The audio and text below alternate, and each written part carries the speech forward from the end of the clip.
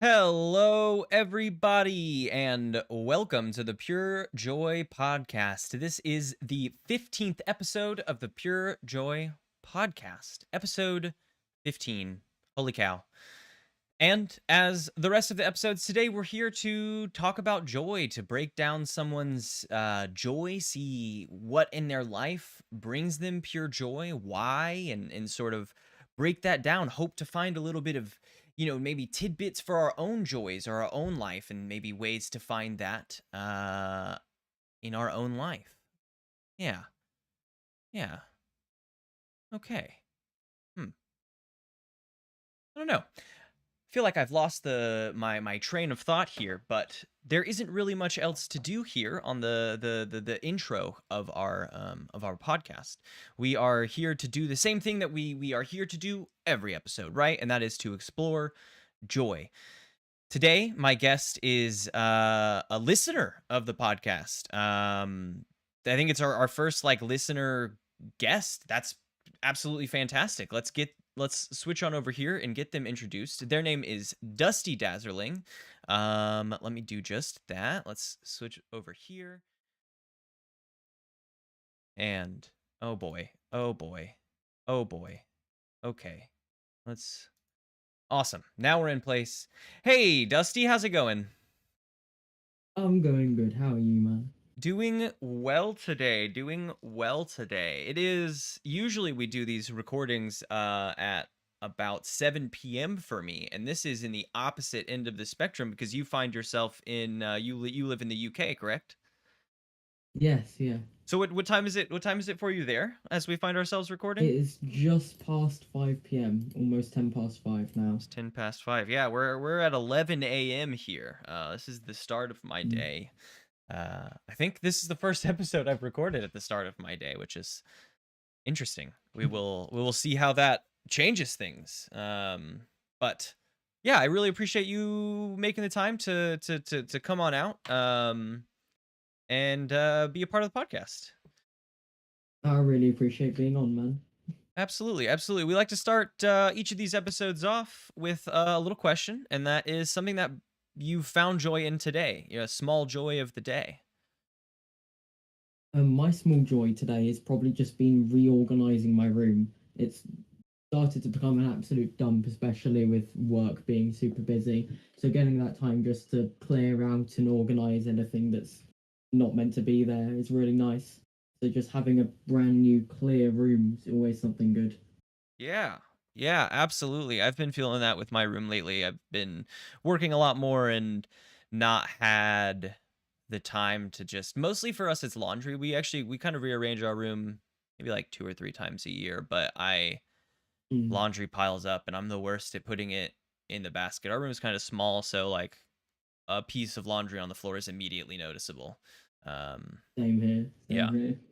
Yeah, so I'm feeling that. I think today is going to be if I find some opportunity a little bit later today to do just that as well. That would be pretty neat. I think let's see.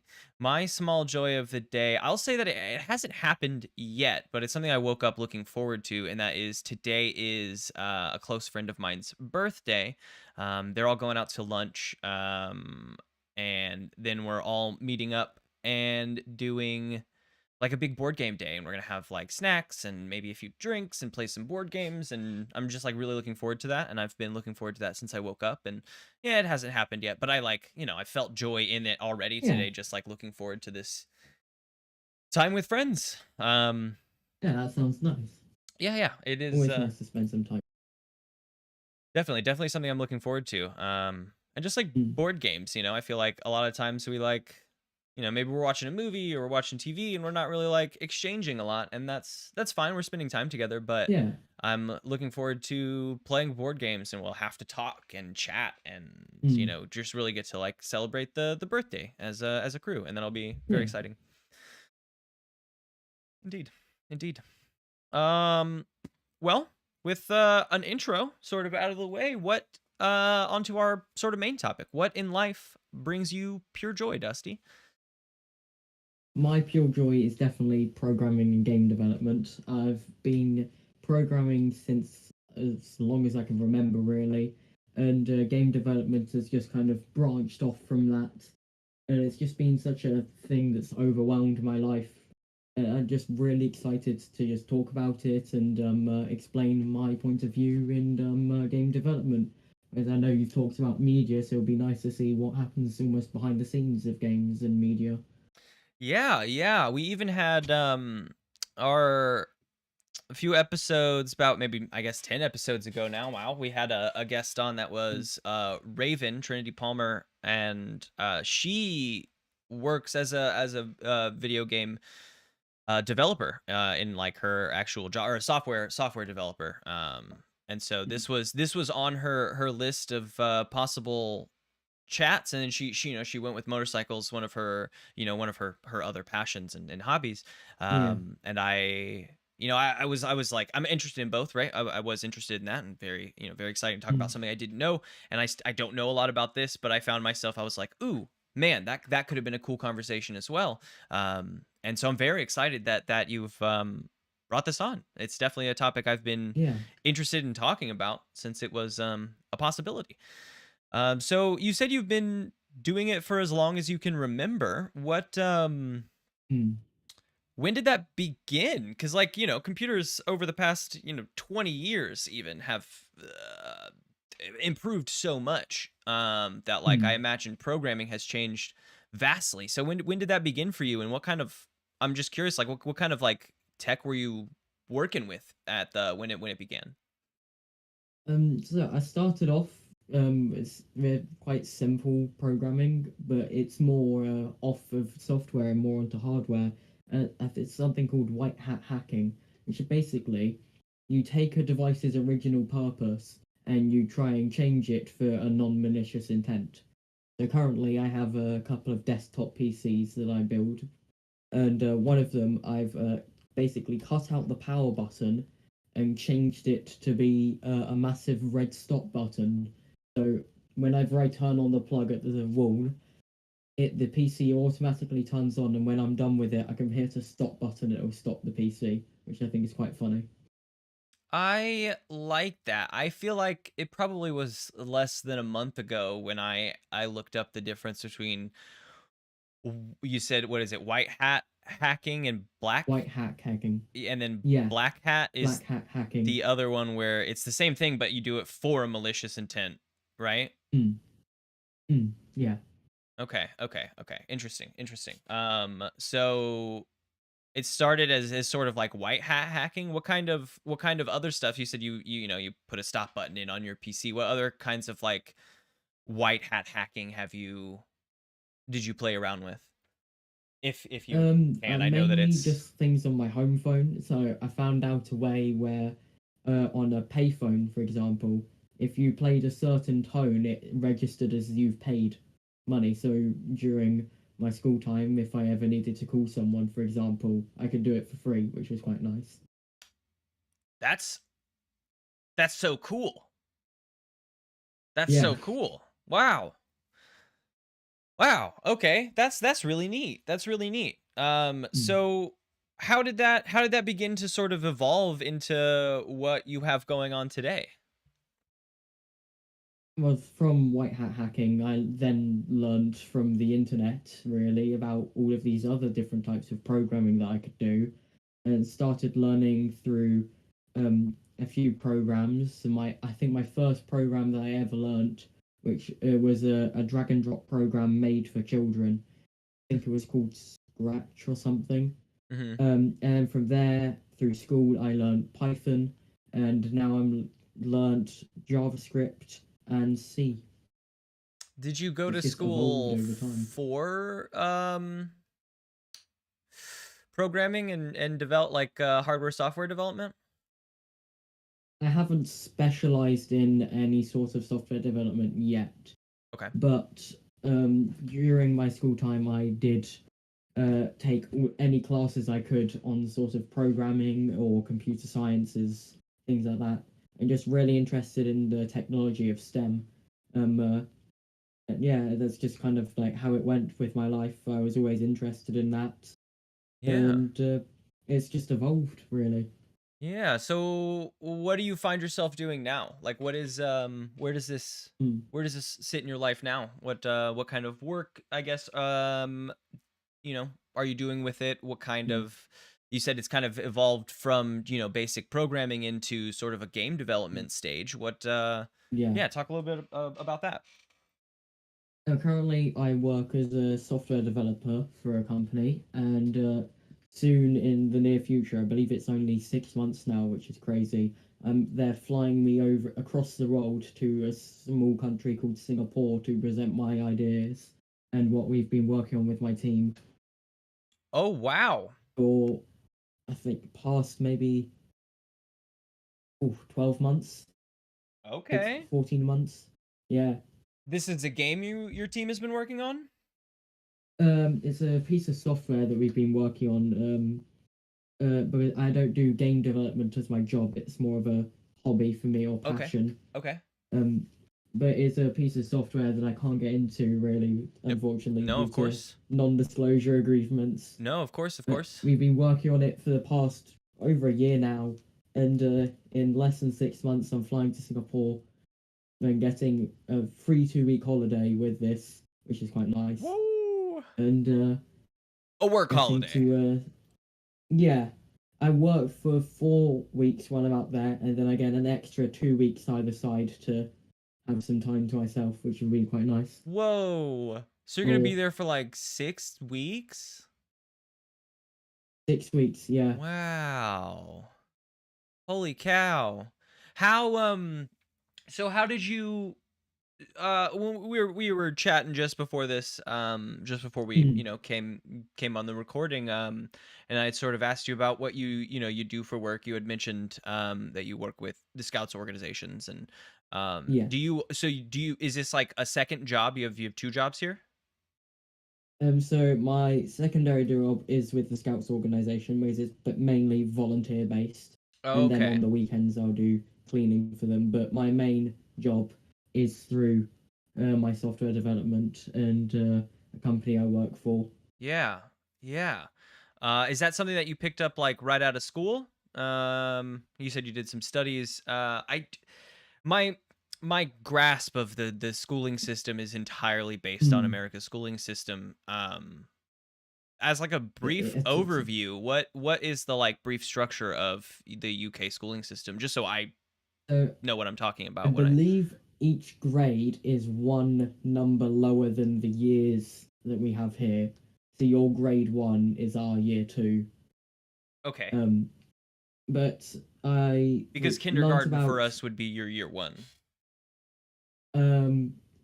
But do you guys have like a preschool? We have like a preschool, which is uh, or, like in the key stage is known as EYFS or early years something something. So at least I'm pretty sure this is how it still works. I think I heard of my niece doing the same structure, is that like there is preschool option, but that is usually there is a preschool option, and then it Hmm. goes kindergarten, which I think would be your year one, which is Mm. just like we're 5 years old. It's the first structure we have. Yeah, At yeah. least I had in Your a kindergarten is our classroom. year one. Yeah, we learned letters, we Yeah. learned numbers in a classroom setting rather than Mm. like, teaching over a book or Yeah. um so yeah, I think that would be that. Okay, so we are a year behind. So when we're a senior in high school, that would be Mm. year 13 for you guys? Yeah. Okay. Yeah. So that's us in what we call sixth form. Okay. So I started learning about programming specifically when I was in year 5 or grade 4, I Oh, believe. okay. So very, very young. But at the time, I was more interested in the sciences.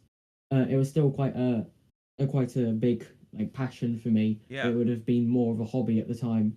And then as I learned more of my sciences in your high school, uh, I realized that I just didn't enjoy it as much as I thought I did. I like it as like a almost like from an engineering side. I like to tinker, but I wouldn't really do it as like a degree or as just like a what we call a GCSE. Hmm. And so for my GCSEs, my GCSE, I did a computer science course, which is a 2 year course where you learn about the internals of a computer, how they all function, all the way up into operating systems and softwares and programming. It's like an overview of the computers and networks. It's quite interesting to me. Okay, yeah. So Mm. you yeah, so from what, fourth grade for us, Mm. year 5 have been at least tinkering with the idea of programming. When you said you haven't Yeah. specialized, would that be like college for us? Yeah, I believe your college is like our universities Okay, okay. So because you we have college in England, but it's at what we call an A level, which is a level 4, I believe.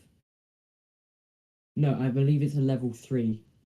The basic you do your GCSEs, which is like it's almost I don't know how to describe it, but it's like half of your high school is our GCSEs, and then the other half is our A levels. okay. So am I correct in thinking based off that you've done up to A levels?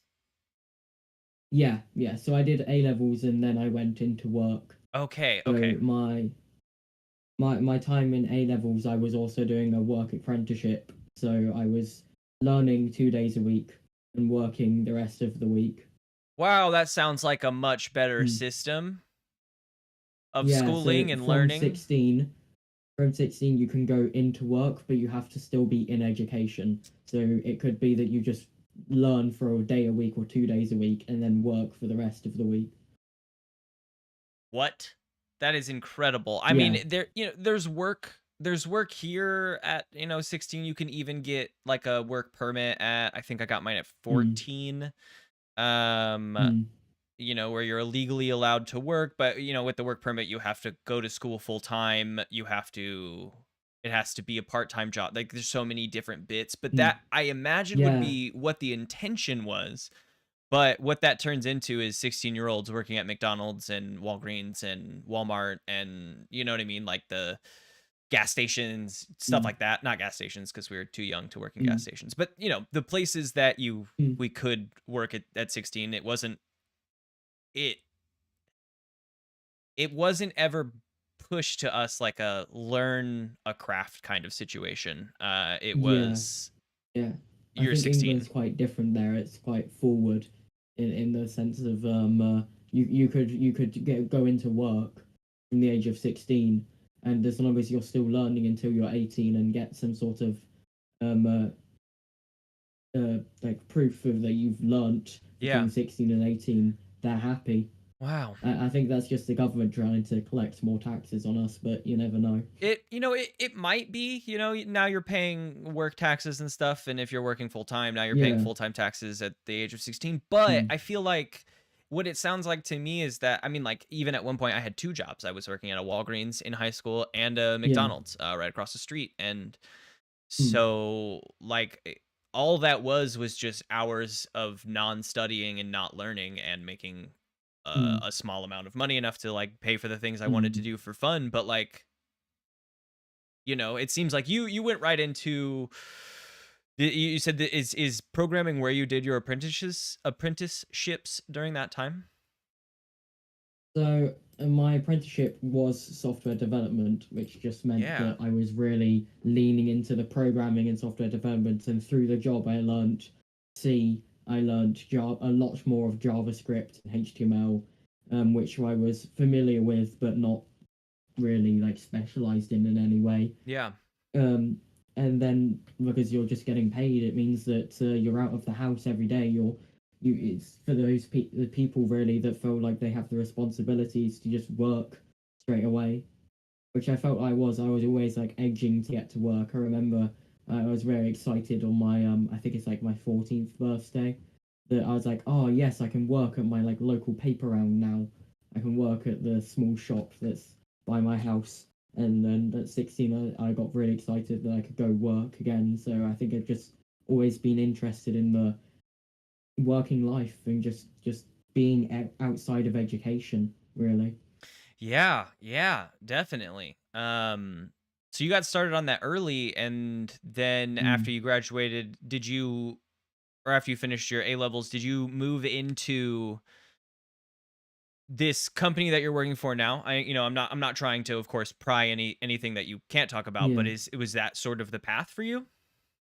So I did an apprenticeship through a local company that does software development in my small town, and then I did what's the Royal Air Force Cadets on the side as something that I quite enjoy. And next year, once I've come back from doing my work in Singapore, I will join them to volunteer as what's called a non-commissioned officer, which would be quite fun. So I'll go there, volunteer, and help out, and it just means that I'm planning lessons and we're working with children to just inspire them to do lots of different things and learn lots of skills with them. Really. Yeah. Yeah. Do you think that you'll be able to impart any of these sort of skills onto them, or is that going to be more of like the scouting sort of skills? Guess, but more for an It's a Air mix of Force. scouting and the cadets that I did in my Yeah. early years. So I think it was between the ages of 14 to 16. I did cadets, and then after my apprenticeship, once I finished at 18, I joined under like an officer training program through the RAF, and then from there I started my current job at the company, and now I'm trying to go back and volunteer there to help out. Really, as I just really enjoyed being there and learned lots of skills, Yeah. and because of it, I've now got a license to shoot shotguns, which I just think is always really fun. It's just neat, right? Yeah, yeah. I barely use it, but it's still I Sure. still have it. And it's quite fun. Yeah, it would be kind of frightening if you were like, and I use it all the time. Yeah, I've never used I make anything sure I more. carry it around Yeah, with me. because I have the license. Yeah. Yeah. So why programming? Why game development? Why has that, do you think, stuck around? What about that brings you pure joy or makes you feel, I don't know, like content in Mm. working in it or passionate to keep working in it? I guess just the games really for me. I was always interested in all sorts of games like video games, board games, and lots of my inspiration now for games that I do work on come from board games because I just think that's a really cool concept. I wonder if I did this instead and then made it into a game that just for myself that would be really cool. Yeah. So lots of the time it's just, hey, look, this is a really cool board game I found. I play it for a few weeks and go, what if I did this?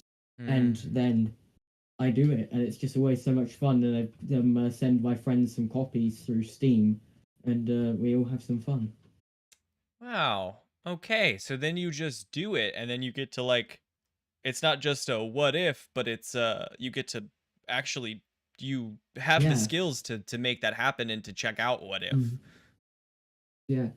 There's lots of different things that I just do. It's just like I like to be able to just think, what if I could do this and actually do it, rather than what if I could this? That's a cool thought. I'll carry on with my day now. Yeah. Yeah, I was, when I was in high school, I was Mm, pretty on the track of wanting to do software development. My goal was to go to to hardware software development, and things changed and I didn't, but I kind of fiddled around with it. Then I remember when I was like really young, I even made some board games. I've always been into that. Lately, my thoughts have been Mm. on how to craft my own tabletop role-playing game, sort of like a D&D or a, you know, Yeah. that kind of thing, right? Something that is just like Mm. 50 pages of how to play, and then people can do what they want with that. And I love that. I Yeah. love that so much. But there, Mm. just every system I try, there's one thing or two things that I'm like, ooh, I like this. I like this thing so much, but there's these other things that kind of make the system not really what I'm after. It doesn't Yeah. scratch the right itch in all the places. Mm. And so I I've always been very passionate, I think, about creating those experiences for myself as well, Mm. or attempting to, or trying to develop the skills to. I'm happy that that's sort of Mm. situated now with role playing games, because that's where I would say my Yeah. biggest experiences with over the past few years. But um, Mm. yeah. Why Yeah. what about the board games? What about video games draws you to them? Cuz I feel like, Um. with software development you could make so many Mm. things. With development and designing Yeah. you could do so much. What about board games and video games draws you there?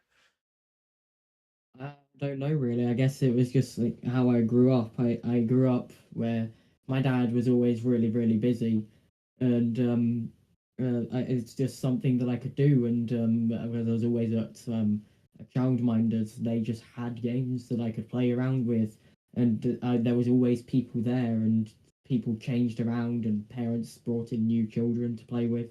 So I guess that just because of lots of my evenings were spent there playing with the people that I now know very well and still hold contacts with to this day. Um, I guess it's just sprouted from there, playing games, and then my dad stopped working as much due to an illness, and from there I started playing with him. So I guess it's just like a almost like reliving my childhood and carrying on Yeah. with the dream of just playing games Uh, and having fun with friends. That is absolutely lovely. Absolutely. Like a nostalgic feeling of joy. It just has brought you Yeah. joy throughout your life. And so it's easy to sort of return to that feeling now, right? Maybe when Mm. you're having a tough time, or when you're struggling, maybe even just like playing a game to remind yourself of those good times. Even if it doesn't bring up an exact memory, it can bring up the feeling of like what it was like, Yeah. sitting in that room playing on that TV or with that specific board game, and Mm. what that, brings up. Mm. um I saw a video recently that like brought up so much old feelings of nostalgia for like old game Mm. design. And it was a video kind of detailing the difference between modern pixel art and um old pixel art, like retro pixel Yeah. art. um and how, when they designed things back then, they designed the images that they drew and that they made on the computer were blurrier than what we were seeing, Yeah. because they were split up by these like tiny outlines of black pixels. There's all these tiny Mm. black edges of these pixels, and that is what creates the definition for us. Whereas now we don't see that anymore, and so we develop pixel art in square form Mm. because we don't have that extra layer. And that's so intriguing to me. And I don't know really why that thought was brought up. Have you ever, I don't know, have you ever Mm. messed with any of that kind of like pixel art in your games? What kind of art do you use or play with I when you're guess designing? the first art that I ever did was through Python and an engine on Python called Turtle, and Turtle was just pixel art really. It was a line. It could be practically anything you could code it to be. It was just a small blob on a screen, and you could change the color, and you could have it change colors as it was moving and things like that. So and from there, it became really just a what couldn't I do? And then while I was doing my course at a GCC level, I found out that you could change what the turtle looks like and add lots of different turtles. So I made a very, very simple game where it was literally you click. It was like hit the rat arcade game Hmm. sort of thing, or like splat the rat, something like that. And you just take your mouse and try and click a rat before it disappears. And that just something just as simple as that, made in a 10 by 10 pixel grid.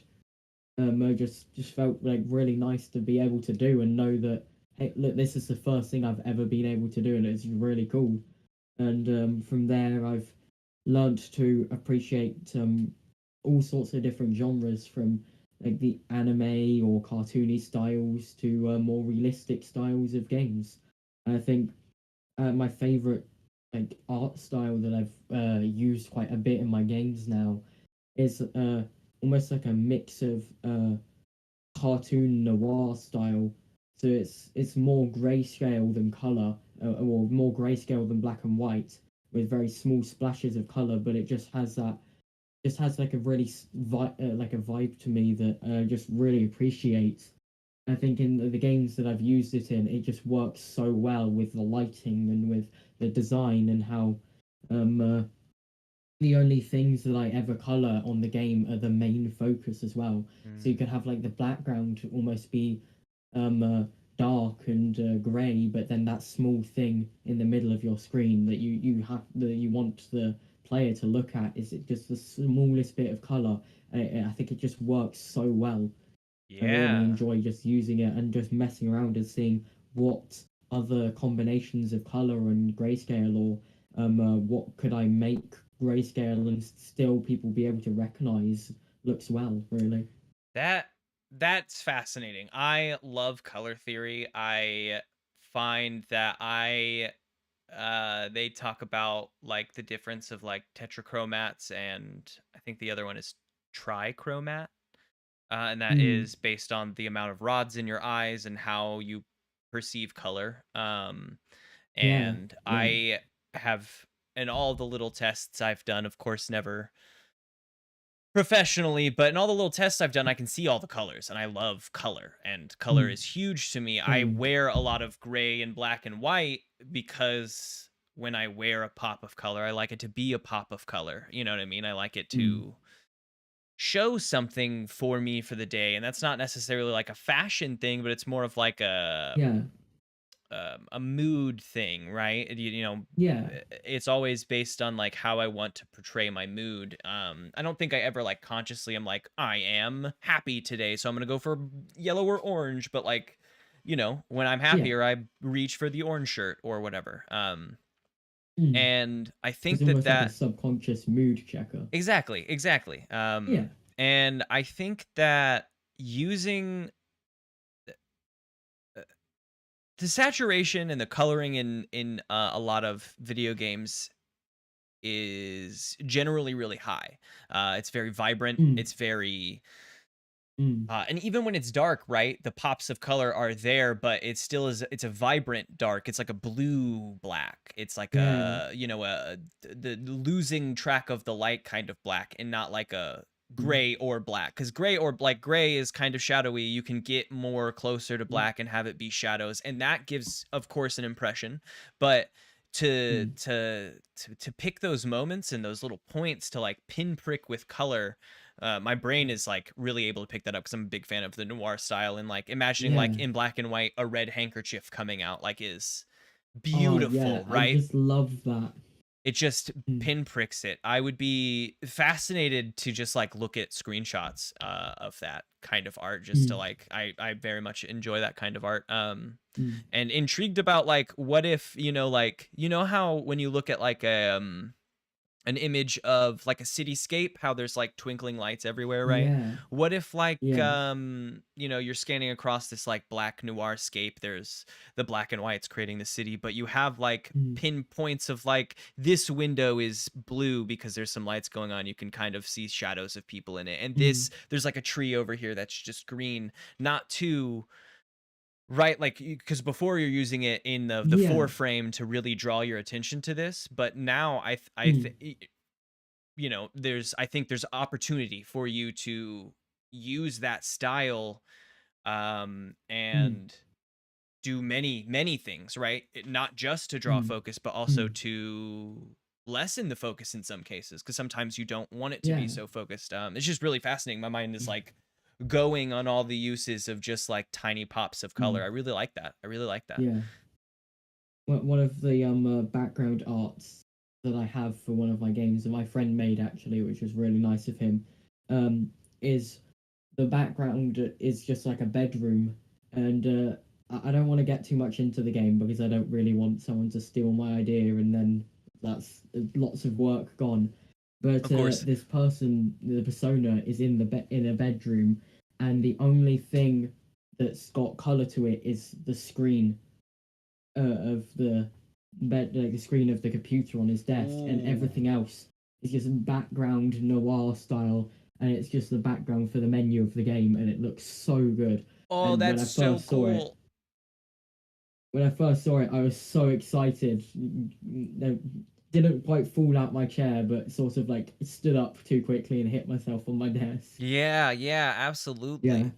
That's incredible. That's awesome. And just as like a background start Mm. menu is like the moment you said that, I was Yeah. like, "Whoa, that's really cool." Because I was like, "How? What? Mm. You know, what scene are we going for here?" But the bat, like, boom, right away, you said that. I was like, "That's perfect." I don't even know what the game is, but that Mm. sounds like I can imagine like a little bit of since we're talking about like dark, maybe like some lightly creepy, maybe pretty, almost 8-bit music in the background. Yes. Yes. Absolutely. I'm so Mm. I'm immediately drawn into the world with just a description of the image. So that's fantastic. Yeah. That's Yeah, fantastic. I like that a well, I lot. was very happy when the art came in, whereas I have another friend that loves animation and rendering different like animatory bits, and they said that they could take the start menu, well, the background of the start menu, and transition it into the first scene in the game. And when I saw that as well, just the absolute joy that came to my face, seeing that it just fits so well to have a your menu, you click play, And it and kind of then it's just a fades very out. small cutscene. It doesn't even fade out. So imagine the camera is just facing one side of the room, Yeah. and then the camera twists round to the computer screen, and that's the first scene in the game. Yeah, you hit start and the camera just moves in the same scene and now we're still in this Yes. room, but we're Mm. in it now. That's really cool. Yeah. Yeah. That brings you Yeah. right into the world. That's really cool. I think that works really well, and I love games that can do that as well, because it means that you're never looking at a loading screen. You're never really you're not the player playing the game. You are the persona of that game. You are the person that the game developer or the people making the game are trying to put you Yeah. into, as it allows you to really immerse inside the scene or whatever you are in. I just think it works so well, and just those two things for a game that I don't really want to get into just works so well. It's just such a great feeling to see that just come together, and Yeah. it's just a very small snippet of a game. It's not even the actual game, just the start menu and a cutscene. But I mean, it goes to show that like while not every moment is capitalized upon, that every moment could Mm, be important. And if you know, it's about which points of that you choose to make important. Because in this world, like maybe it makes sense to have a different kind of start menu too. Of course, I'm not yeah, trying to like draw more information out. Of course, and I recognize yeah. why we're not trying to like, hey, here's all my ideas. But if you it could make sense to have a different kind of start menu. Maybe an old cell phone Mm, comes up and you like can cycle to your inventory or something along those lines. Or, yeah, yeah. just like something to fit in this world and change the lighting a little bit. And Mm. it just seems like you've created a good thing to build off of. And Yeah. to, you've built off of it, I'm imagining already, but you've created this really good moment in this structure, and that's really cool, and that I think can provide Mm, a lot to a world. Do you like making mm, is the type of games you're into making? I know you said you make like some versions of board games for you and your friends to mm. try out on Steam, but the as far as like video games go, are you after like these short it almost imagine I'm imagining like short powerful story games? Mm. I've always appreciated story games as something that solo multiplayer, whatever it is, it's just like having a great story to a game. I feel like really brings it out, especially for people who don't have the attention to watch a movie. I feel like that's like your next best thing. You can pause whenever and go grab a drink or go grab some food, come back and just be immersed in a story that's almost film like, but yet you are the person deciding. And every time I make a game, I'll make a flow chart of how I want the story to go. And the flow chart for this specific game that I'm talking about is it's extensive to say the least. Hmm. Um, there's lots of different branches, and I feel like that just works so well for a game because you've run through it, and if you even change one answer, it's now like a brand new game. I think that's really nice to have games where you could play it again and again and again and still never repeat yourself. Yeah, yeah, that is very interesting. Sort of like, I mean, while you could, but sort of like the Mm, mortuary assistant, where you like come in, the structure is kind of maybe like the clue is randomized and like based on how you find what clue and in what order is how mm, the thing kind of plays out. And so your ending, there's a number of endings you can reach. mm. Yeah, yeah, yeah. I very much enjoy that. That just I feel like leans much more into the being the persona of the character you're playing, right? It's not Yeah. of course there's like there it is a story and there is a set story here because that is the Mm, nature of it. But in order in being able to play through it, the story in any which way that you can, mm. opens it up to like really actually experience that as the person, right? It's what would I do in this situation and not what I have to do to make this happen. Yeah, yeah. Uh, I always like to just add little Easter eggs to my game, even if it never affects the game or the story. So for this game, though the actual computer screen and what's happening on it is the main focus, there's an Easter egg where you can shut down the computer, and then instead of your mouse controlling the mouse on the computer, it's now controlling you looking around in the room. And just having little Easter eggs where you can just interact with the room slightly, like turn on a light or look at some books on a bookshelf or a painting or look out the window, just something like that. I just feel like find this quite immersive, and it means that whenever you are playing, you're not confounded to what the game developer has set for the story. It's how you want to play the game.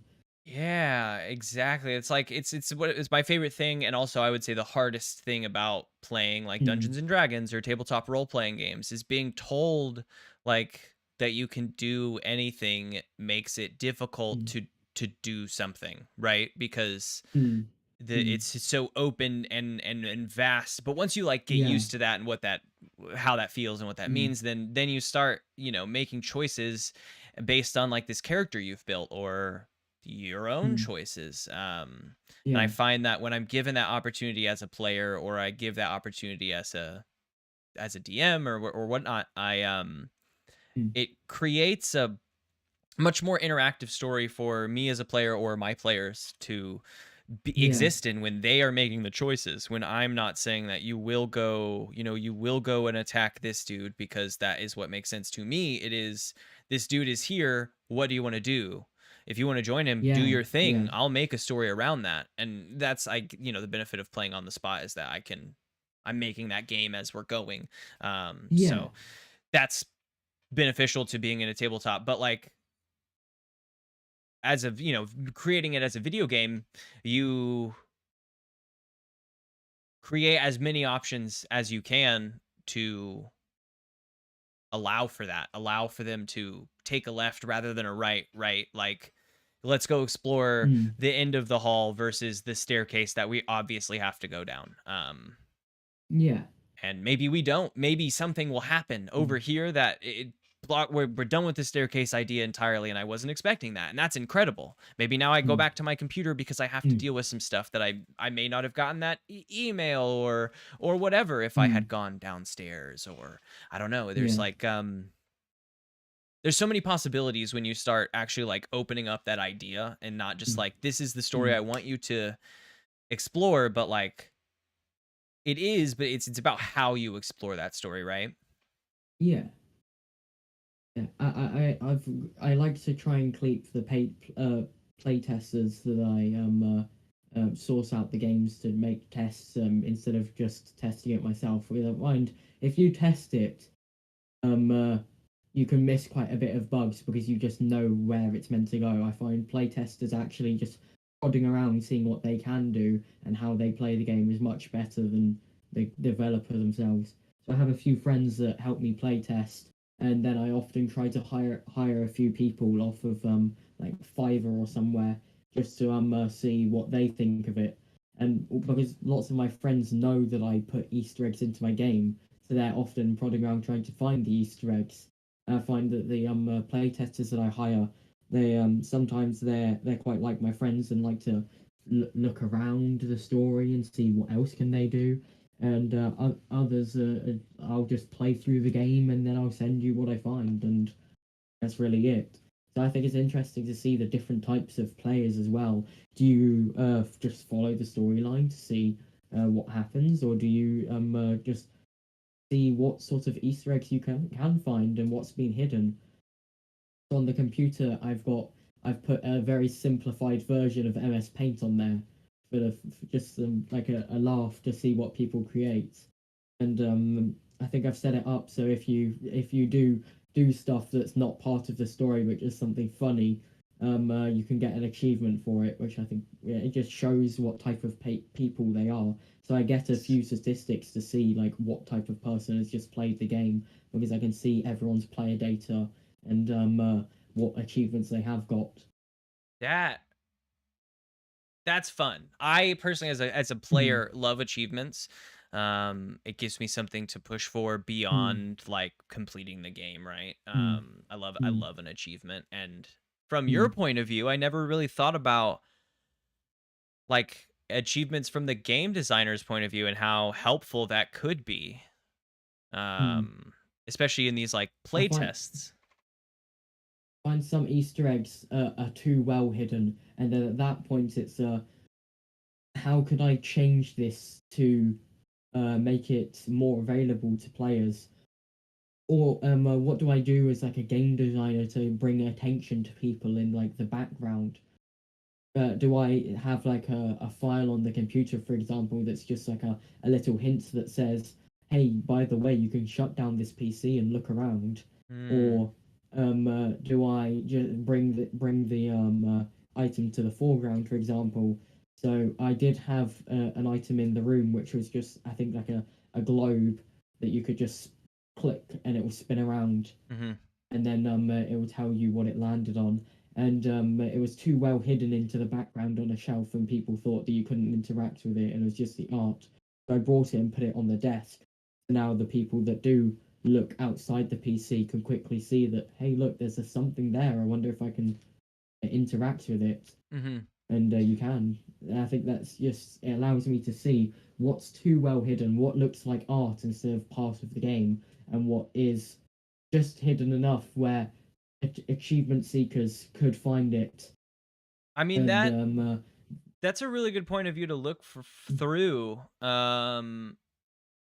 mm, It's interesting to me whenever I find an article that's like this game has been out for 20 years and someone just found this Easter egg for the first time.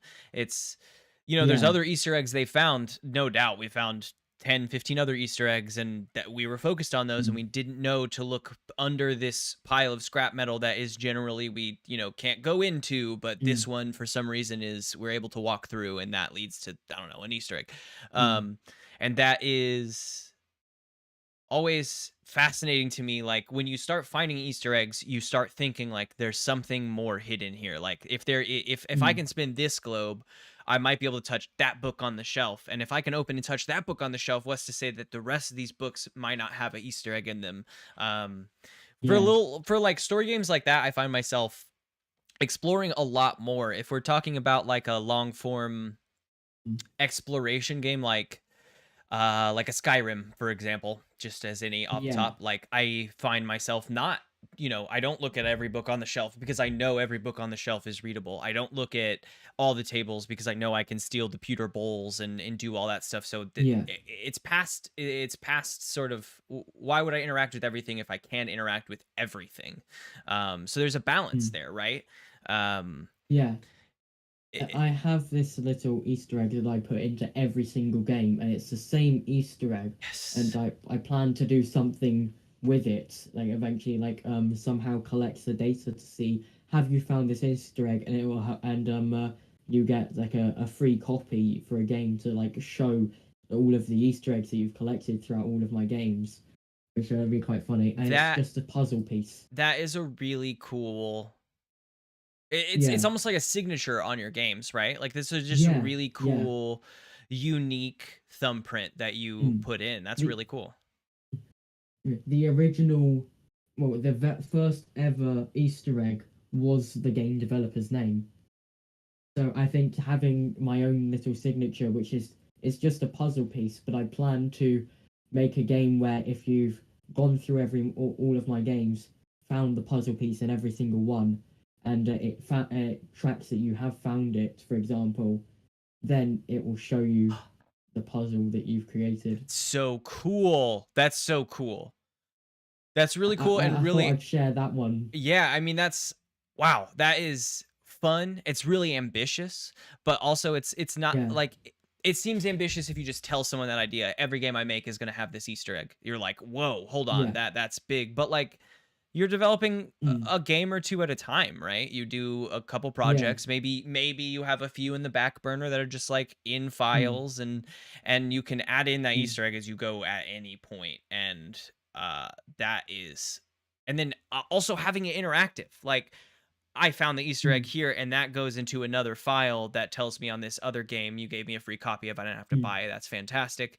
I can now Mm. begin to see the collection outside of this game because it's Mm. almost like a Pokedex, right, for Pokemon, but across the thing. It's like Yeah. Pokemon Home almost. That's really cool. Mm. And for like little story games too. I don't mean to say little in the diminutive way, but little as in like, Yeah. we're not talking about like a 4 hour or like No, a no. week long of play. We're talking about an enjoyable story that I sit down to do.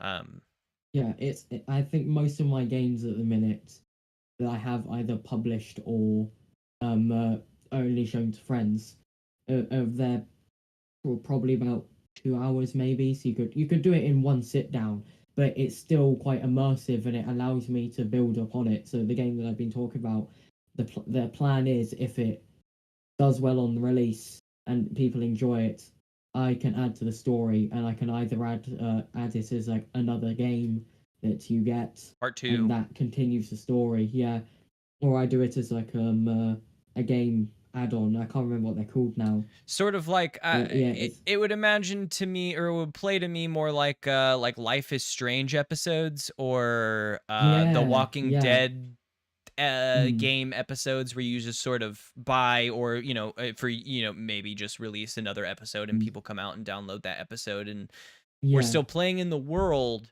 It's obviously, if you haven't done the main game, why would you want to play episode 2? But if you do, yeah. there you go, you're in a story. Mm. I think I like the idea of having the same story but different sub stories. So Hmm. for every add-on that I have planned that I might make, there it is a completely separate story, but it still links into the first one. So this has no effect on the main like story, but It's if another you want to episode in that see, story. yeah, if you want to see what happened with this, now you can, for example. Ooh, So okay. it's like almost like backstories to characters in a way. So Yeah. like like characters that you find along episodes, and then they just happen to be there, and you don't really know where they came from. It's almost like a backstory into their entire life. Yeah, I like that. I like that a lot. It gives you a full sort of connection to these characters. You get to learn more about Mm, them. It's not just like, why are they sending me an email if we're on the computer? Why are they in my room? But like, how did they come to send me my email? Not that that's mm, something you may have ever thought about before as a gamer, but now if you're giving me a game and I'm like, now I know this is important. This email from Cassandra, while I may have put it off, now I know that Cassandra was an important Mm, person. Maybe there's more information in that email than I gathered the first time, mm, to a Easter egg or to the next, mm, I don't know, phase in that episode. mm. Um, yeah, I yeah, yeah, take yeah. lots of inspiration from games that I watch or play. And I think that the inspiration for this specific game that we've been talking about for a while was a, a small game. It was very much story based. I don't know how big it got. But you worked as a tech support agent, and the storyline was that the company that you worked for was corrupt, and you could either choose to be a loyal employee or you could choose to go against the company and help this organization take down the company because they were fueling some sort of I don't know, like economic or climate change that just it wasn't great for the world. Mm-hmm, mm-hmm. Um, and that was the first inspiration I got. And for the signatures for my game, the inspiration was from another game. I think it's called There Is No Game. I think that's the name of the game. That sounds And familiar. in that game, there's puzzle pieces that you can collect, and then if you collect all of them, it will show you like a game art that you can download. Um, uh, and just have for like almost like a memoir of the game. Mm-hmm, mm-hmm. Even when you've fully completed it, um, it's still there, and it's just something to look out for as a player. And I like the idea, so I kind of took it and then adapted onto it, and that's how it came to one in every game, and how how uh, how it will go into like a different small thing that you can just get a key for, and then look at your like what's happened. Yeah, yeah. I mean, Mm, that's a really cool mechanic, especially like coming across like a whole portfolio mm. is really really neat. Um, what has been what's been the most challenging? What's been the most challenging thing to software develop that you can talk about? Ooh, Or if you can't talk about I the think details, maybe talk about, if you can talk about why it was challenging. Maybe we don't need to talk about yeah. that game, but like I, what I'm just about it was challenging. I'm just trying. I guess every now and then you come into some sort of really cool idea, Hmm. and you think, oh, this is going to work so well, uh, and it you know it will, but the challenge is how can I implement it into the game, or this is going to be very complicated. So I think lots of my challenges come from what can I do to learn this skill because it's not widely found as a tutorial. So it's now I'm scraping through lots of different tutorials to get different bits of information that I need to create this idea. Hi. So I think that's like a real challenge because you can never learn a language. Like English, for example, you never know every single word in the English language and its definition. With programming, it's the same thing. You'll never learn the entire language of programming. You may understand the fundamentals of it, and you may understand a more complex or have a more complex understanding of it. So you don't really have to look at tutorials to do what you want to do, but there's always a time where you could post something on Stack Overflow and get zero responses, and then Stack goes, "Hey, look, no one can answer this. We're gonna have to take it down to keep the servers from filling up." And then you know that it's now going to be quite a while to try and figure out how it works. And there was this game developer or this software developer that I know, and he makes games on Scratch still. He writes them all in I believe it's C, but he can upload it to Scratch as like a little plugin thing. Hmm. So he basically just does it to inspire children. Like, look, this is what I managed to do. You could do this too if you learned. Yeah. And in all of his games, he has a commentary. And for that one game, because it was inspired from Getting Over It, he basically made a version where he used all of the Scratch library of characters and just items and different things you can get from that library of assets, really. and he remade Getting Over It with those assets as like the game art and the mountain instead. And in his commentary, Hmm. he talks about how he really likes the idea, but the only issue was programming the hammer because the way that it worked is he had lots of different sections of the character split up to make the maths easier for Scratch. With Scratch, you can't pause any scripts, and it's capped at 30 frames per second.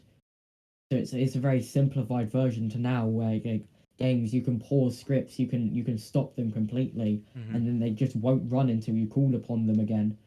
But in Scratch, that's just not the case. It either runs once and stops, or runs forever, and there's no stopping it. Mm. And the issue is learning how to do that in a way where you can simplify it down. It still works. So I think in the end he made it so like the cauldron that you normally sit in is one sprite. The arms are two separate sprites. The body is a sprite. The head is a sprite, and the hammer is a sprite or a character. And sort And of he's how had they to work set it up together. so yeah, it when it's rendered, they all look like they're stuck together, but when the game actually renders it, it's lots of different things, and it's just how he had to do it. And because it took him so long to figure out that, and then also get it to work, it quickly fell down the back burner of just different games that, oh, that was cool, but I've run into a problem, and at the minute it's just not my main focus, so it just fell down the list of unpublished projects for him. And Yeah. one day he got the inspiration to try and fix it and finish the game as he was clearing out a bunch of files of his old projects. Dorothy's like, "Oh, this would be really cool if I could actually fix this." Hmm. And it took him about half a year more just because it was such a hard challenge. But he came out on top, and it was such a great game and really well made in the end. And it's just things like that where you can just know that, oh, this is going to be hard, but if I really work on it and collect the knowledge I need, I know it can happen, and I know it will look good. And that's just always such a nice feeling. So the challenge may be less in an aspect of the game and more be just in that, Mm. like, as a designer, you find yourself to be rather ambitious sometimes, or like your Mm. creative, Mm. your creative brain is a little bit more ambitious than the skill set that you have at some points, and so it's just about developing your skill further to allow for that. Yeah, yeah. It's always nice to know when there is a tutorial that you can look through and help you. Of But course. it's always it feels much nicer to have a time where you're like, hey, I had this problem, and though I looked through tutorials, they never really helped, and eventually I got over it, and it just worked so well.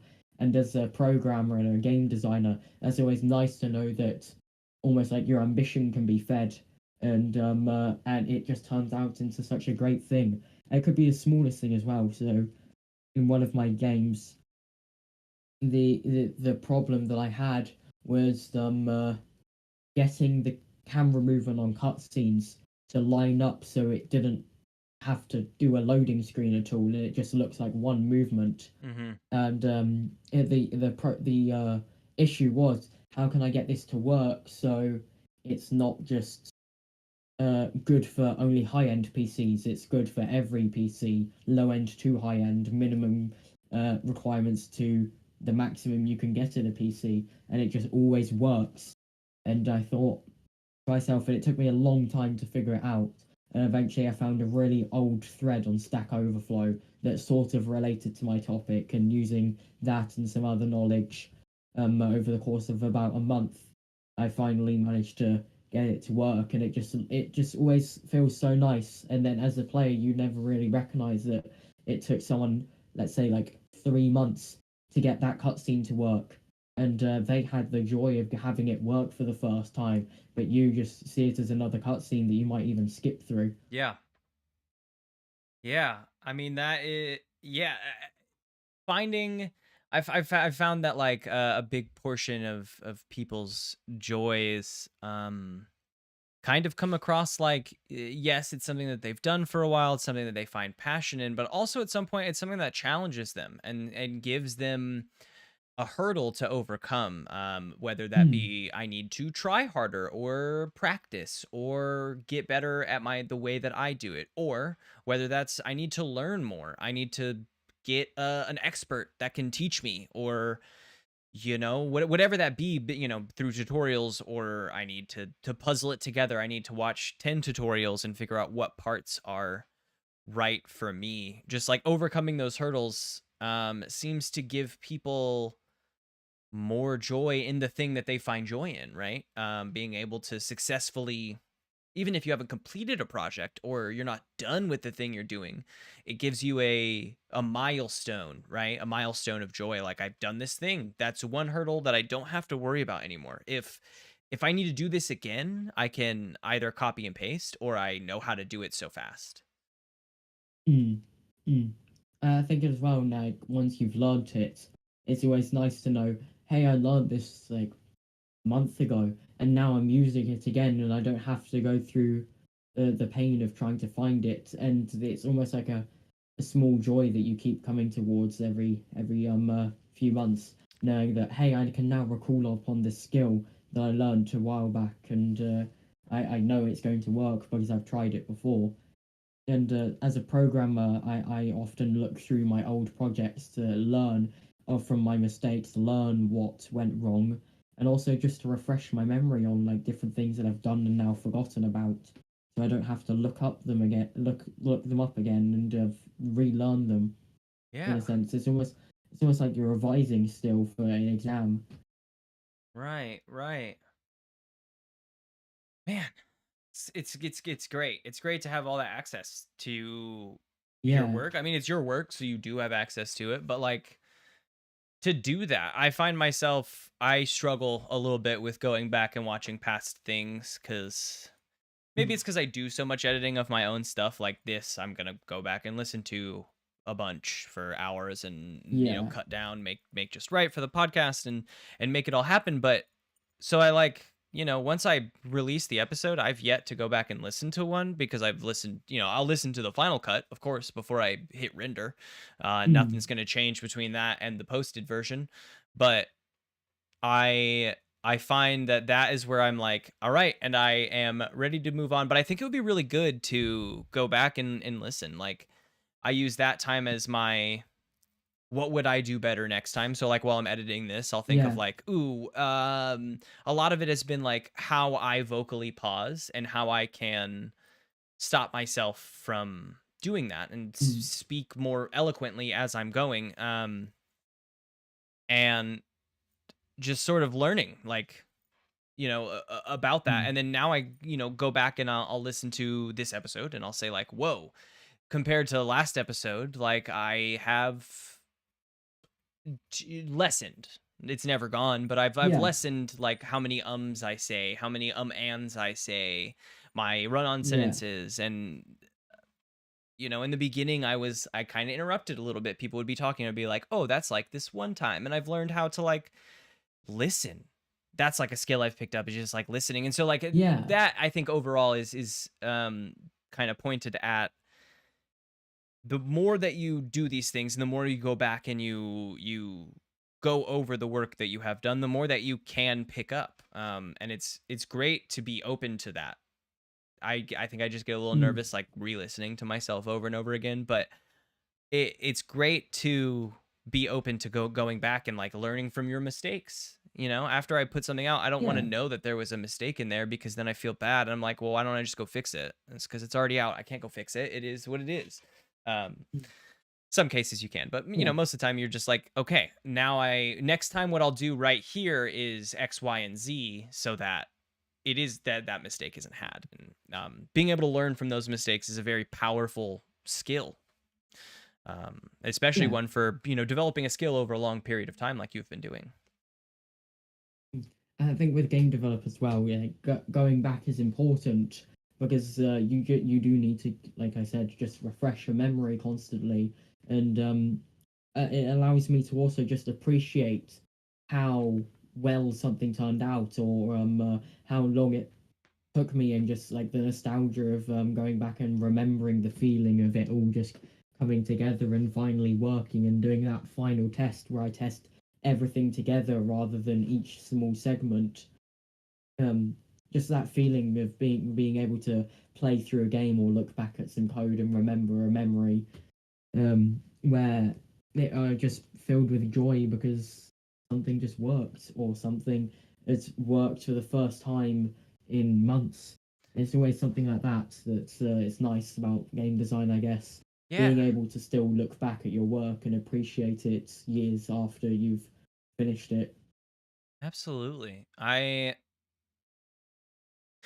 It's inspiring me. I might go back and listen to some old episodes and just be like, "Ooh, how are things going on episode 1 and 2?" Yeah, Yeah, yeah. just to learn or feel, re-explore those joys. Like that's the whole point right here of Mm, the podcast, right? Is to spread joy and find how to, everyone not everyone's a game designer, not everyone's a programmer, not everyone understands what mm, Java and C++ plus plus and Python are, and that's totally okay.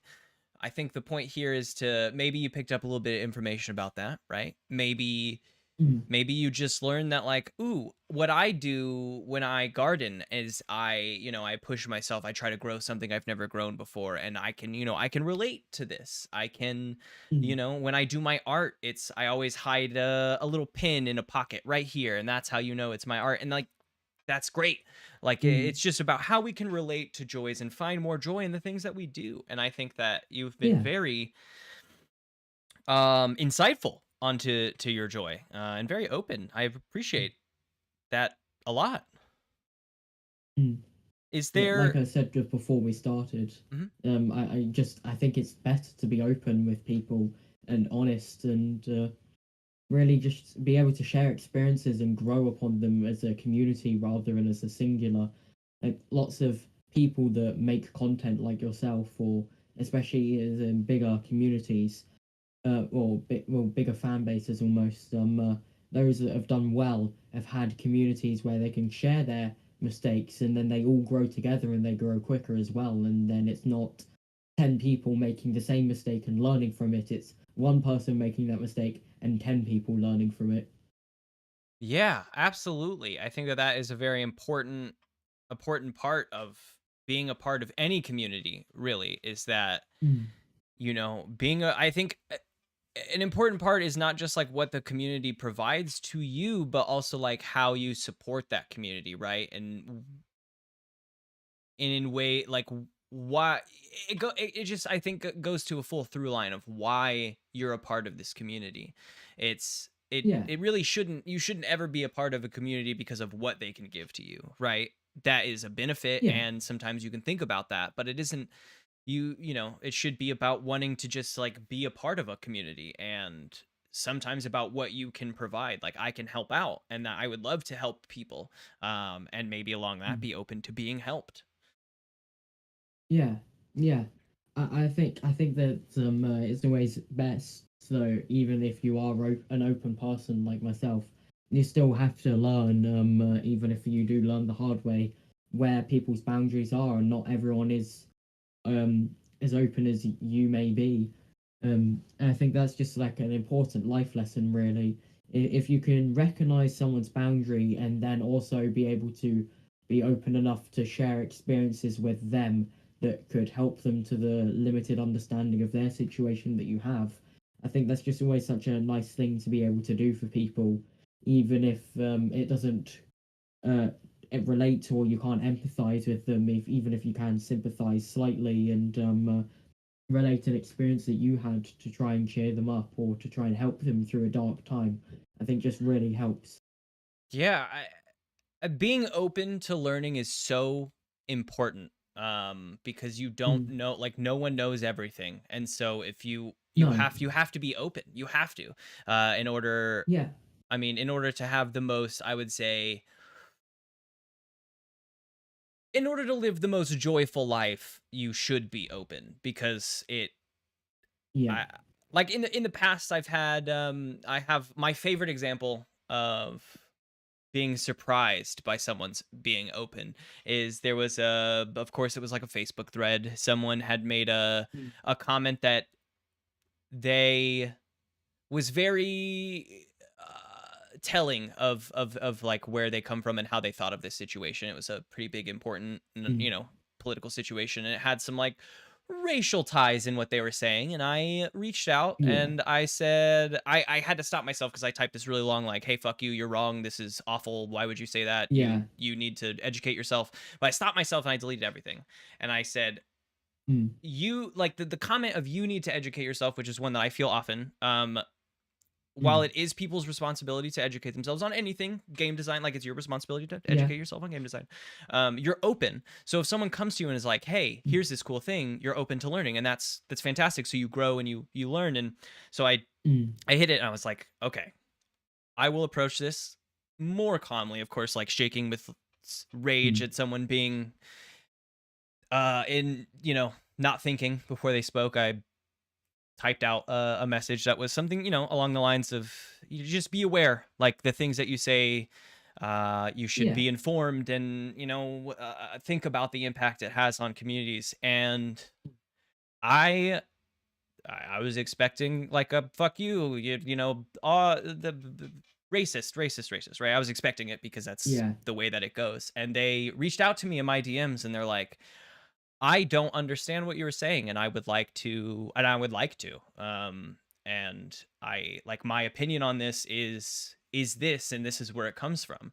And I said, "Okay, I can understand that. And I appreciate you being open. Here is kind of like, here is what, when I say what I said, here is what people Mm. are, here's the position that they're kind of coming from. It's not like a I'm right, you're wrong. It's this is what Yeah. this is what people are thinking when you say that. And if you don't want me to think that, then maybe think about like the impact that those statements have. Because if I Yeah. hadn't reached out to you and done this, I would have blocked you because I knew you from a long time ago. And Mm. if you're just someone in my past and it turns out that you're a bad person, bye. Like, I don't need to fix everyone, right? But I said, like, No. I gave myself the opportunity here. And I took, and he took it and he learned, and he said, thank you for talking to me about this. And I even saw, like, months later, something else happened. Something, there's lots of racist problems in our Mm. country. Something big else happened, and he came out and he was like as educational as I had been in that moment to people. And it was incredible watching this turnaround.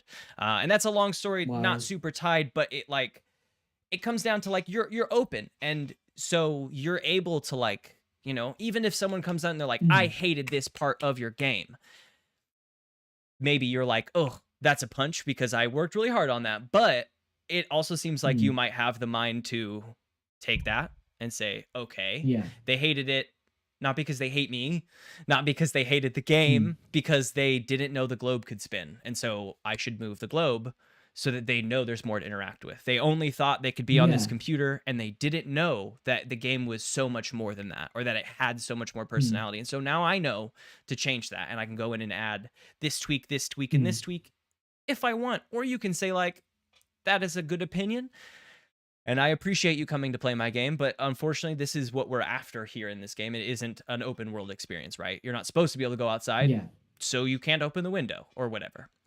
Yeah. So it's just, I think that, long story short, it's really good that you're open to learning and to educating yourself Mm. about the process, and about things you could do better, and that you chase that down yourself.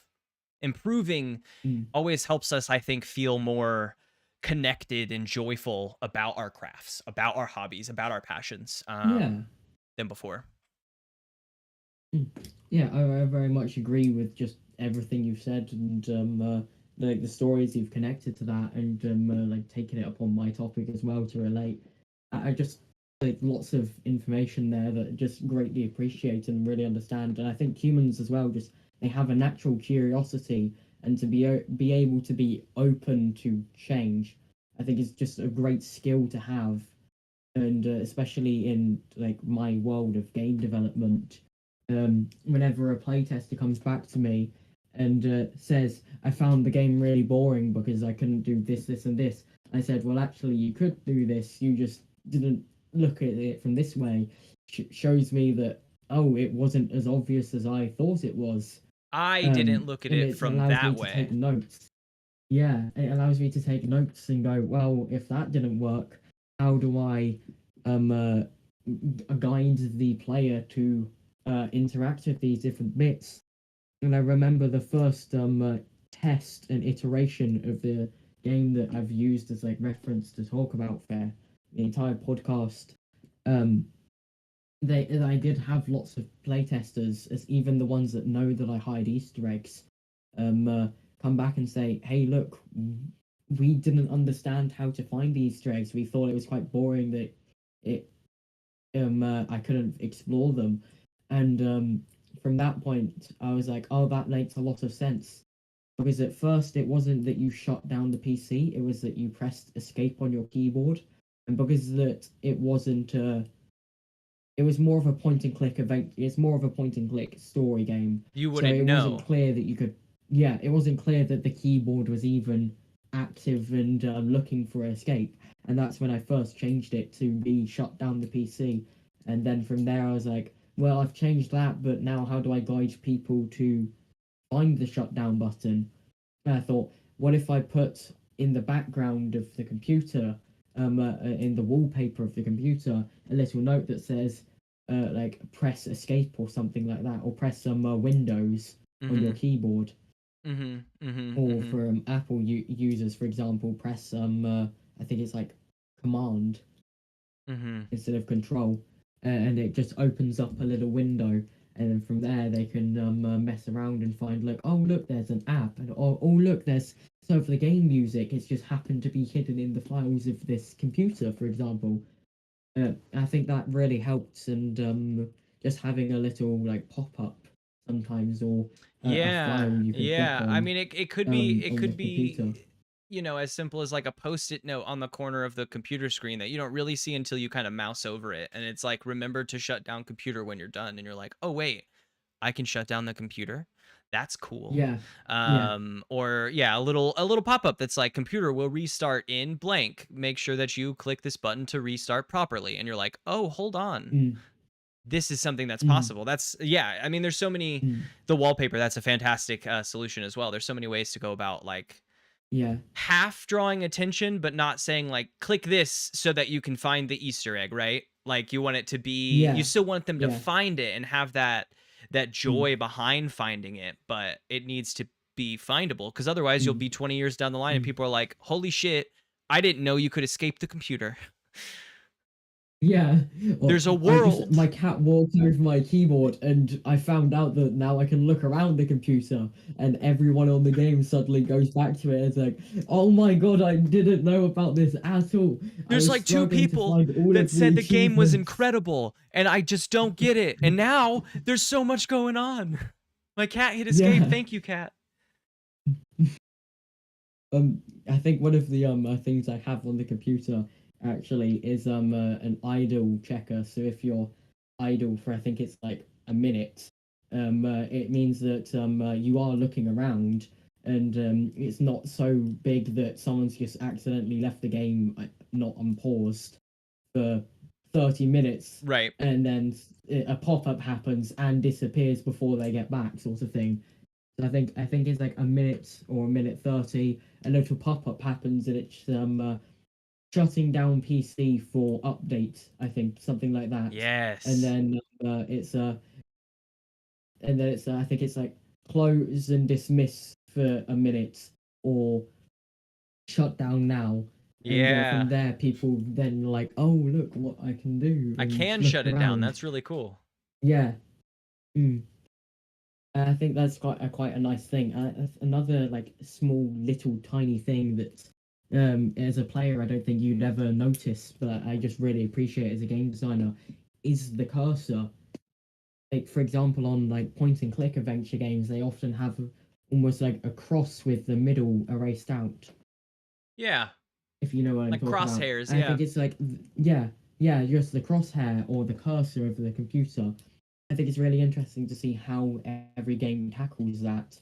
What On kind of my cursor game, art they I have use? it. On my game, I have it so it is just a small cross that can almost fade into the background if you weren't paying attention, but you know it's there when you're looking around, so you know how to interact with stuff, and it's not guessing where the center of your screen is until some text pops up. Yeah, And I yeah. think it's just how every game comes about that. And when I first got into more open world adventures, I think the first game I ever learned doing that was Minecraft, which is sort of ironic. It's probably the pinnacle of sandboxes, Yeah, right. really. Right. And learning from that to learn, because before then it was all story and you couldn't really do anything. And then slowly I started adapting my games so you could um, look around and you could find Easter eggs that were outside of the main story. Mhm. I think from there it just like allowed me to really appreciate every little detail of the game and not have it be a background PNG, and rather it be an interactive world, even if it makes zero difference to the storyline. Absolutely. Absolutely. I think that those little bits are very important to Mm, like a game, right? That people are finding Easter eggs 20 years later because mm, just because even if you put like an arrow that says Easter egg here, that doesn't mean that everyone's going to find it, and it still could be, mm, that's how you make a game that people are playing 20 years down the line. They're like, check out this mm. retro game, everyone loves it. That's like people still play the Stanley Parable because like it's simple, Oh, it's love that game when I easy, first found that game. you can interact with the computer, you can jump out the window as an Mm, Easter egg, there's an achievement for getting out yeah. of the window, like that's so cool, and it's a glitch and Mm, there's nothing else to do and you reset and blah blah blah. But like the fact that I went through the whole game twice. It didn't know I could go out the window until one of my chat was like, "There's a way. You just have to figure it out." And I don't know what that is. And so for like 30 minutes, we sat in that office and figured out the glitch to get up on a trash can and to jump to the desk and mm, to like you have to walk up on papers and like it's just so specific the yeah. steps you have to take to jump out this window to be reset that like Mm, you probably won't find it, but they gave you an achievement so that you know something's there. You just have to figure out where mm, and what. yeah. And that is very intriguing to me. But yeah, Also, I just find something you like. Sorry, do you want to finish your oh no no no. sentence I and was just interrupted? I think that that is that's what keeps a game. That's what gives a game replayability, especially when it's not when we're not talking about a game like Skyrim, right? We're not talking about a game with hundreds of hours of content that you go back and you replay because you've played it for 200 hours. And so like I'll still go back and play Skyrim sometimes because I just have played it forever. But I'll also Yeah, go back and play yeah. Stanley Parable because the story was incredible and there's so much hidden that you want to. Like even if I found it all, I want to Mm, experience that again, and that feeling was really good.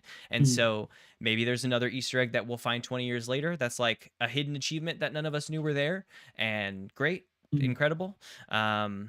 And maybe we won't. Maybe we found all the Easter eggs, but that's also still fun, like knowing mm. that I can jump off this desk. Yeah.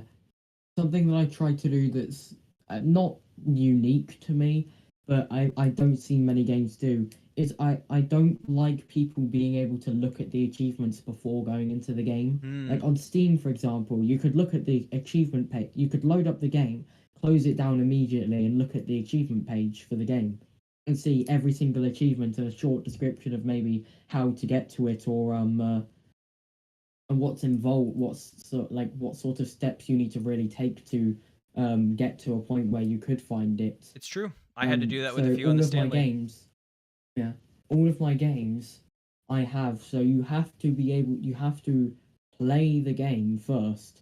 You have to complete a run of the game, for example, before you can see the achievements, Achievements and are that allows you to unlocked. actually, yeah, so you still get the achievements as you play the game, but you can't see the page of all of the achievements until you have actually gone through the game. And I think that Right. really allows people to play in their own style rather than being, oh, I'm playing for the achievements just so I can have another game in my library that's 100% complete. Right, right. That makes I feel sense. like you can play it organically in a sense. Mhm. And having that sort of thing where people do play it the way that it's almost supposed to be played, um, I feel just really adds to my games and it allows you to immerse into the story a lot more.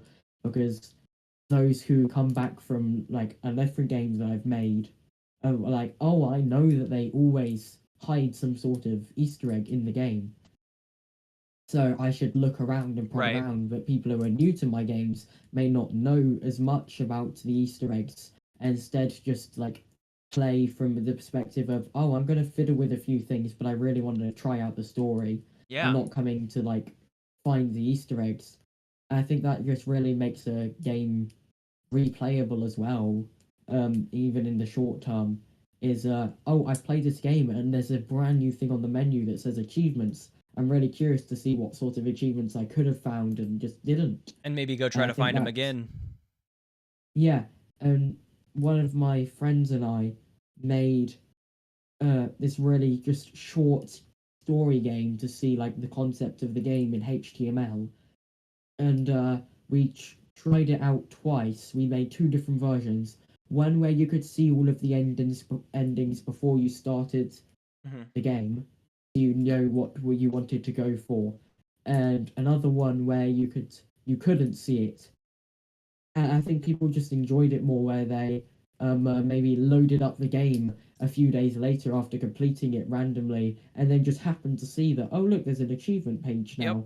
I should play the game again to see if I can get all of the achievements. Yeah, absolutely. I think I would agree with that because I played through, using the Stanley Parable as an example. I played through Mm, that after looking at the achievement page because I knew that there were secrets, and I knew that I mm, wanted to find some of them on my first run through to keep me yeah. enticed. And so, they only gave you like get out of the window. So at some point, whenever he had told me about that, and Mm, then I saw it, I was like, okay, so I know that there's a window I'm trying to get out of. What window is mm, that? mm, But I agree with like an unlockable achievement page. You know, mm. maybe in some cases it's a file on the computer, right? I'm always just going to use that computer example. It doesn't obviously have to be that, but Yeah. maybe in some cases it's like a file on the computer, or maybe it's the Easter egg of like you open the file cabinet and now you've unlocked the achievements. Like you have to come to the file Mm, cabinet off of the computer to look at your achievements, but they're here. yeah. And that's just so Yeah. unique. Or, like in your example, you beat the game and now there's an achievement tab and that you can like replay and try to unlock some of the ones you missed, but check out these ones you did Mm, get. That's pretty cool. Maybe you get a hat, yeah. or maybe your cursor is different. You get like a cursor unlock, or Mm, the globe is special colors or something. Like mm, you can yeah.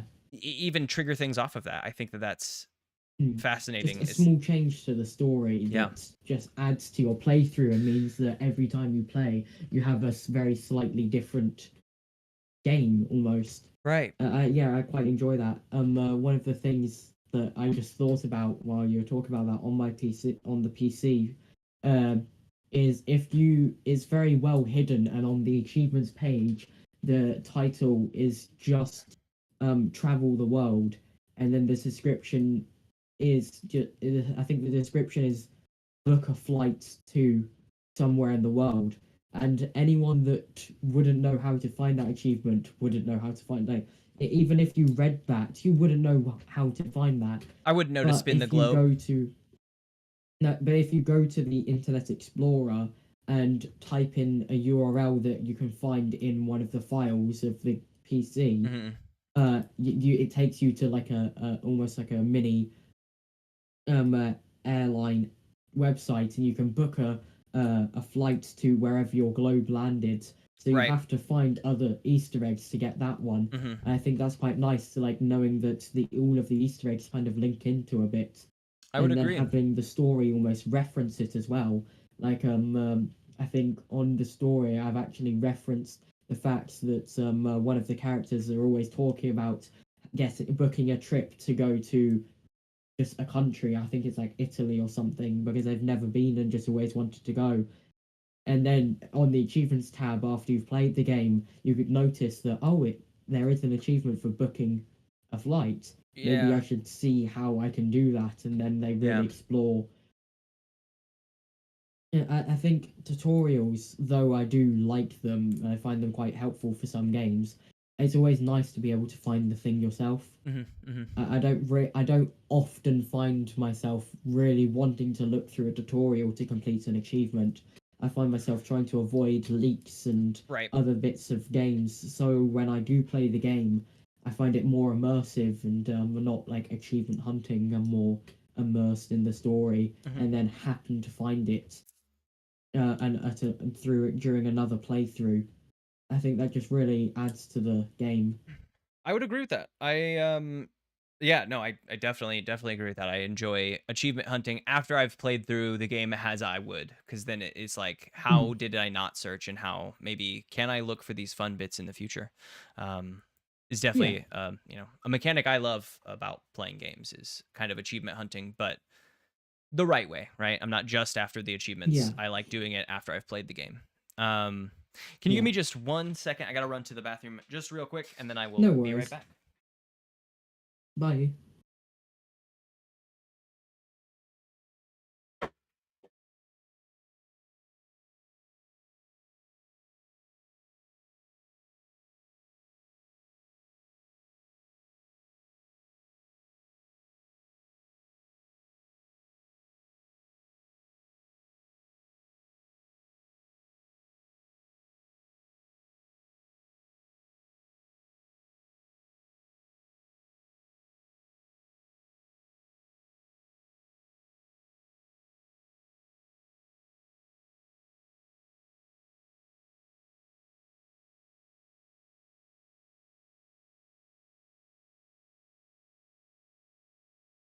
Oh, okay.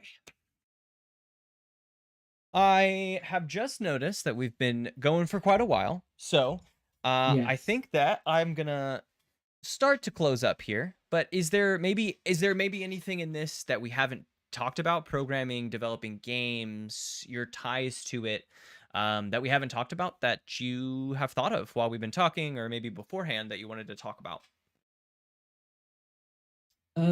Just one thing really is like more into like open world games, because I've made I think one or two, but I never fully completed them.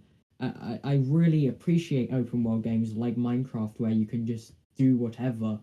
Um, but I also do like to have that story and like explore the game as Easter eggs rather than knowing that whatever I can think of I can build. But Right. lots of the things that I do in games, I either start out in like uh, an art software or some sort on like another open game where Mhm. I can almost like build the concept. So I've always just appreciated having a game like Minecraft where I know I could almost make a mini version of a game inside that game.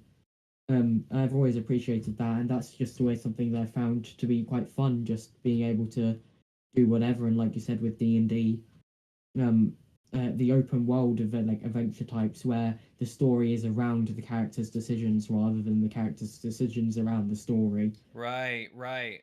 Mm, That's Yeah, no, I think that's an intriguing point. I find that like I recently have just picked up like Oblivion, talk about like long form story games as yeah. a when when I launched the idea of playing Oblivion, it was long form playthrough, I'm going to get every achievement for Oblivion. And then I launched Oblivion and my roommate was at his computer like across the room from me, and Mm, he looked over and he peeked up above my monitor and he said Oblivion doesn't have achievements on Steam. I was like, fuck. The whole reason I'm doing this is to achievement hunt through Steam. That was the whole purpose. yeah. But then he was like, all right, well, give me a second. And he came up, he found an Oblivion achievement list, like all the things that you can do in Oblivion, Mm, like an Excel document that someone had made and sent it to me. So yeah. now I can play through my favorite game, one of my favorite like adventure games of all time, and Mm, with this little Excel document being like, all right, I have personally 100%ed Oblivion when it was on the Xbox and it did have achievements. I got them all. mm, Now I'm doing it on Steam and I'm going to get all these achievements and I'm going to relive through it as an achievement Easter egg hunter. I'm seeing now as an adult, yeah. like, is there an NPC that has something weird to say that I couldn't have noticed as a kid, or like didn't have context Mm, for, or like, how often do they talk about different subjects that I didn't grasp when I was younger? It's just, I think mm, a lot of the best long form games have something for everyone, be that as long as they're, a mm, target audience member. If your target audience is from yeah. 13 to 30, then you want a connection that a 13-year-old can make and a connection that a 30-year-old can make. They don't have to be the same one, but you want mm, you know, that age range to be able to, or what your, you know, your target market, and maybe some outside of that, to be able to connect in some form or fashion with that story, mm, so that they want to come back and mm, keep playing. And if, especially at these younger ages, you connect at 13, mm. maybe I come back, I play it at 18, and there's a new connection because I never really thought about Yeah. the pack of cigarettes on the nightstand and what that means, or, you know, whatever. Like, it just Mm, didn't, I didn't think about it at 13. um so yeah, it's just, as mm. I think that that is interesting, having like Easter eggs that different, you connect to at different points in your life, and maybe Yeah. find because Yeah. you weren't open to them before. Mm. Whenever I make an open world aspect to my game, I always like to take inspiration from a real life setting. So for the game that I've been referencing, the I sat down in my bedroom and a few of my friends' bedrooms and just for an hour took notes on everything I could find and everything. I'd be like, oh, I wonder if I can touch that. I wonder if I can spin that. I wonder if I can read that as a player, and just note it down everything on my notebook. And then when I was making the game, I looked through it and just circled any ideas. I was like, I can make that and it would work and it would be really fun. And the globe came from an idea of, I think, my friend's bedroom. He had a world map and he scratched off everywhere he'd been in the world because he likes to travel a lot. Hmm. I was like, I wonder if I can put that into the game, but not as a map, as like something else. And then I thought, oh, a globe would be quite a cool idea, and just having the ability to look and appreciate everything in a room, note it down, and then branch off ideas from that. I think it's quite nice, Yeah, really and you can immerse really tell what yourself. ideas work well when you have loads of branches off of it. So I think one of the things that I had was, uh, um, I think like he had like a box of stuff, my friend, in his room, that just random stuff they'd collected and put it all into a box on his desk. And I noted down, I almost like itemized everything in that box. I was like, oh, that would be really cool if I could do like a similar thing. And I wrote down like other things that you'd normally find on a desk that you could interact with: pot of pens, a lamp, like the almost like the Pixar lamp that just moves around. It's got all of the springs in different ways, Right. or like a money jar, or like just another monitor, something just like, or fan you could turn on, a window you can open, some blinds you can pull up, Sure. just anything and everything that I could think of. I think that's just really nice to be able to appreciate the world that you live in right now and what you can take from that and what you can do with that. Yeah. And like my sister, she's still quite young, but she wants to do interior decorating when she's older, possibly. And I mentioned, I showed her the list of different things and that I'd noted down from other people's stuff, and she was like, I've never really looked at it that way.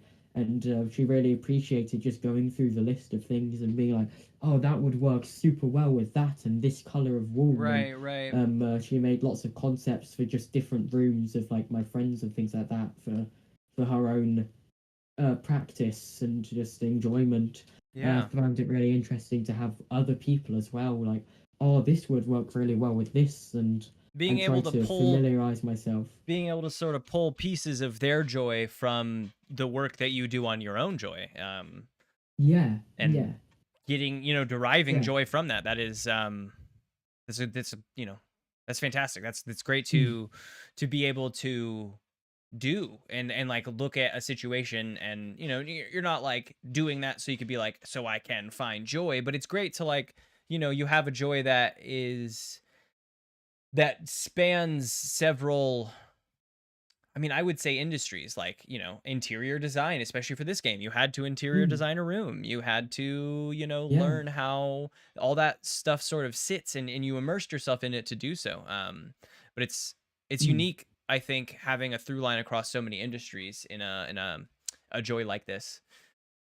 mm, Would you, you know, as sort of a close up here, would you summarize your sort of you know, your experience with this, and yeah. the joy you find, and sort of like a closing why Mm. for us? Yeah. I learnt programming and tinkering with the world around me from like, a very young age. And over the years, I learnt about different things I could tinker with. And then from there, I grew upon my skills. And now today, I make games for fun. And for my work, I do something that I love to do. And being able to just reminisce in my childhood memories of learning about these different skills is always something that brings me joy throughout my life. Fantastic. Yeah. Absolutely. I think that that is a great place to sort of draw things to a close. I really appreciate Mm. you coming on out here. As I had mentioned in the beginning, I don't know if I was unmuted yet, but you're the first like you know person that I would consider like a listener guest. Like you reached out Yeah. to me, you answered some of those like response questions on Spotify and on the podcast, and Mm. then you reached out and you were like, if there's a, guest spots. And I was like, yes, absolutely. There's guest spots. I would love to have listeners on and like, pick their joy. It doesn't need to be a friend I've had for 15 years, like my last guest. Mm. It doesn't need to be a family member. I want it to be open to everybody because I want to share everyone's joys. So it was Yeah. absolutely fantastic having someone like yourself who listens to the episodes of the podcast here and there and like come on and have like a little bit of experience with it beforehand and be able to break things down so well. Mm. Yeah, I remember when I first met you, I happened to just be viewing or sitting in one of my friends' streams that I'd met through streaming and like streaming groups. And I think you raided into this person's stream, and then from there we talked about like all of the things you did, and then you said how you wanted to start a podcast and had released an episode on Spotify. And from there I just started listening and then joined in your community of streamers and interacted with everyone that you know. And I think from there it's just like really nice to be able to interact with different humans and have share different experiences that we've all learned Yeah. throughout these years. And now being on the podcast, uh, being able to share my experiences with lots of different people, I think is really nice. Because I remember you saying how you just wanted anyone and everyone to be able to come on. And I think that's just really nice that you take time out of your day to share other people's experiences with whoever you can. Yeah, I really do appreciate that. I think that I may have mentioned this in some past episodes. I think that, my start of this may have begun in a little bit more of a selfish place as a maybe I Mm. can find a way to find more joy in my own life. But by like Mm. episode 2 even, after having listened to and redoing episode 1, I was like, I think that anyone can relate, why we find joy to their lives. And Yeah. throughout these episodes, I have like thought more and more about that and trying to find like if someone didn't know, if someone's like, well, what's joy? Like, trying to explain that through the lens of all of the people I've had is,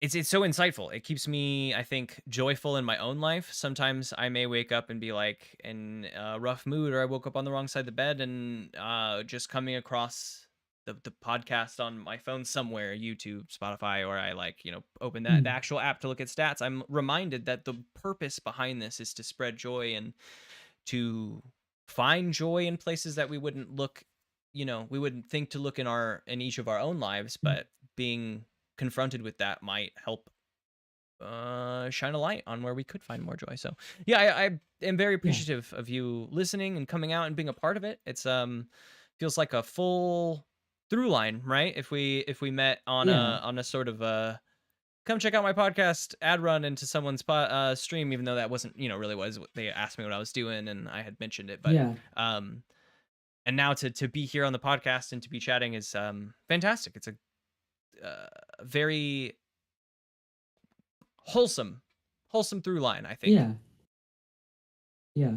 Almost like full circle, come from just Yeah. curious about what you've done, and then eventually it's gone come round to you listening to what I've done in Mhm. my life. Mhm. Mhm. Yeah. Absolutely. Well, it's been absolutely lovely having you on. We're gonna close up here, but I'll reach out to you soon, and we'll talk about it. Yeah. All right. Thank you for having me on. Yeah, absolutely. It was a lovely conversation, and we'll talk soon. Bye. All right. Bye. As As for everyone else, I want to thank you all for coming out and joining on this, the 15th episode of the PureJoy podcast with my guest, Dusty Dazerling. We got to learn all about Dusty's joy, where he finds it in programming and developing video games, and just like, yeah, developing experiences, it sounds like, for people through what he does. I think that a lot of the stuff he was saying is stuff that is helpful to find joy for everyone, right? The more like doing research, being able to overcome obstacles, that's huge. An obstacle you're like, this is hard. I don't know how I'll do this.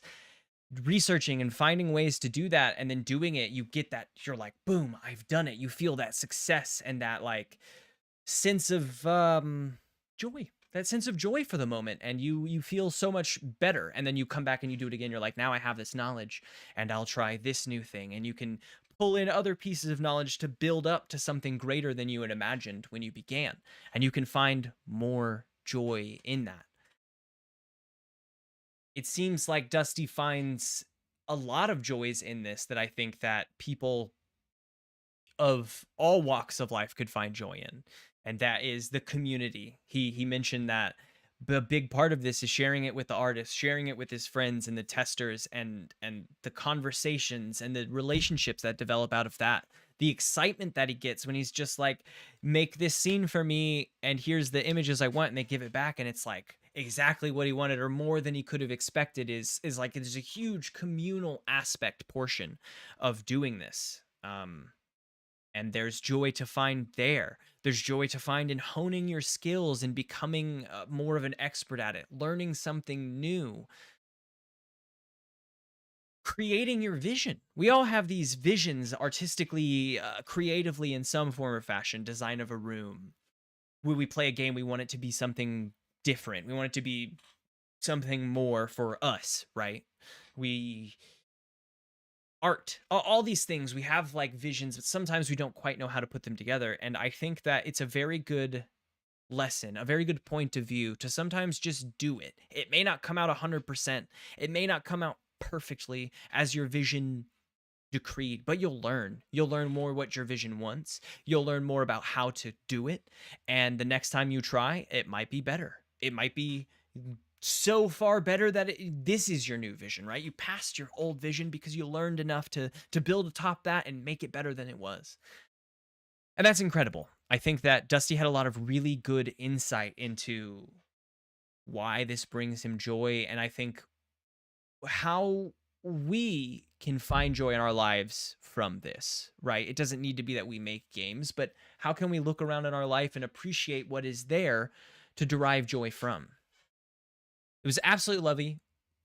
It was absolutely lovely having Dusty on as a guest, as our first listener guest in, and it was fantastic. It was lovely. If anyone is interested, please reach out to me.